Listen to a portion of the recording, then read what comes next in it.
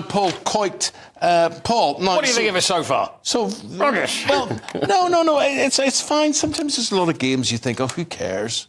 You don't only care about the big ones. And I've enjoyed it. I've enjoyed it. Yeah. Well, would you watch it? Would you watch anything that comes on? Of course, yeah. No, not me. Really? Absolutely not. So what were you not watching? So if there's a big game... Croatia, Belgium last night, what do I care? What would you be watching instead, then? Coronation Street. Yo, come on. Really? I could watch anything, but not that. Not just for the sake. There was more drama in the France game than there was in Coronation Street. I guarantee you that, sir. You're right, my friend. And so Kylian Mbappé, yes, integral to the French goal. Yeah.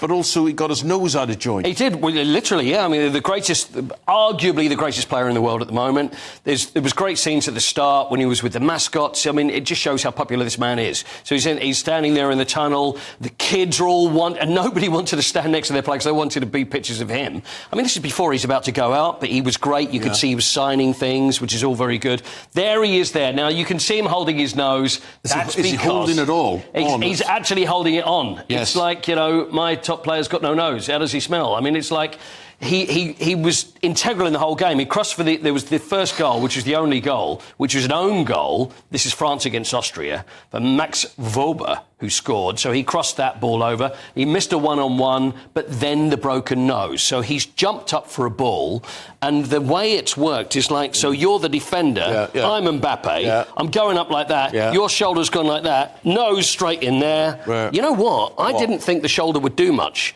but that actually, I did feel the pain there for a second. Yeah. I think because you gave me a little bit more than I expected. You've quite a large nose. I don't. Do I really? It's quite pointed. I've got it's not slightly bent, actually. So you've had it broken? Yeah. I've been to the hospital once because I'd one of the sides of my nose was blocked. So I went in there and they said, when did you break your nose? And I said, I don't think I've ever broken my nose. But I do remember when I was a kid diving in a swimming pool, banging, and I remember my dad going, go on, son, that's all right, got nothing wrong with that. And I was like, OK, Dad, yeah, I was right. So, yeah, maybe that's what it is. But so if they say follow your nose, I would be walking in circles for the rest of the day. Incredible. Yeah. Me and Mbappé have very similar experiences. So broken nose. Anyway, the thing is he going to be fit for the rest of the Euros? He's actually gone to hospital by the sound of it. Didier Deschamps, who's the manager of France, he was asked how he was doing, and he said he's not doing well. So we will have to see. Yeah. Because there's nothing more painful than a broken nose. Very uncomfortable, that could be. Now, talk about food with fans. You're going to have to talk me through this. Right, now, there's this is pretty worrying. There's something which is going on in the Euros, which is not to be messed around. This is national dish baiting, is what I'm calling it. Dish baiting? I think I've got a name for it, dish baiting. OK. Now, the first time this happened was Albania fans when they played Italy the other day. Have a look at this. If you think you may be disturbed, look away. But here we go. Albania fans. Look at the Albania fans with spaghetti, breaking it in half in front of the Italians. That's what we think of your food. Look at this. Oh, no, that's an insult. It's pretty nasty. And you know what? What? It gets worse. So Austria played France, as we just had. Now let's have a look at the Austrian fans going up to the French. No, what have they got? Oh, they've got baguettes. And they're breaking the baguettes in half. Look at the French fans reacting to that. And it's national dish baiting, and hopefully they put an end to this because, quite frankly, it's disgusting and disturbing. No wonder there's such discord. I agree. People fighting amongst that sort of thing. What would they do with ours? What British food would they then come up to us? I don't know what the Danes... Danes could be breaking fish and chips in front of our eyes. I can't think of anything worse, quite.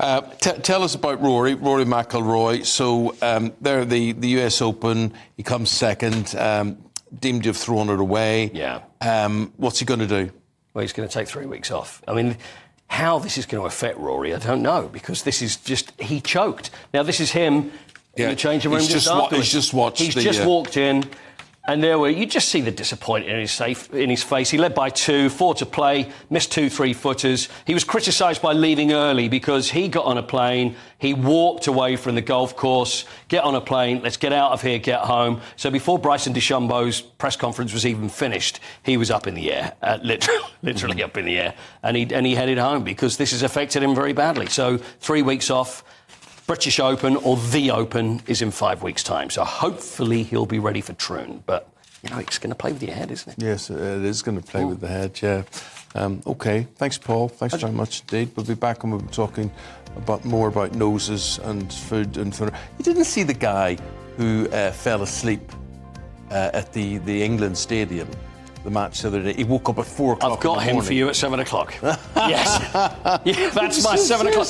He woke up, he woke up, didn't he? He was in the stadium, woke up, he's fast asleep, he's woke up, he's gone, it's 4 o'clock, and I don't know whether he was like drunk throughout the whole game and missed the whole thing and wakes up and everybody's gone. But how are you? But surely somebody would have found him somewhere or other. I mean, to close down the stadium and left. This is what amazing. There. Well, people are saying, the lights are on, but they do leave the lights on. It happened here. I nodded off. Patrick Christie was sitting next to me the next time I woke up. I don't know what was going on. Yeah.